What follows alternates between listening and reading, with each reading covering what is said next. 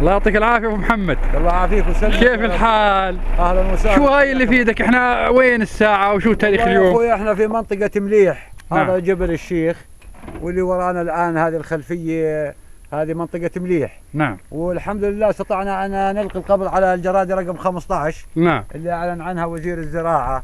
نعم. ابو ياسر الله يشفيه ويطول عمره يا رب. امين. شايف؟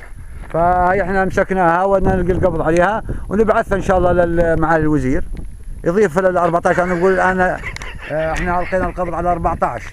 نعم. وهذه ال 15 هي بدنا ان شاء الله بس بدنا مواصلات عاد توديها ان شاء الله. بنبعث له بلوتوث يا حج. بلوتوث. ايوه نبعث له وساطه وبلوتوث. ولا الوساطه المتعدده هذه. وساط متعدده نعم تزبط. ايوه. هذا الجراد الصحراوي يا ابو محمد. يعني فكرك اني لو وديتها على الفيسبوك ممكن على تضيفها مو تضيف. صفحته. نعم صفحته الشخصيه ما بصير يعني. بصير نعم. ونقول يا معالي ابو ياسر هذه جرادتك هي. نعم. رقم 15. رقم ال 15 نعم.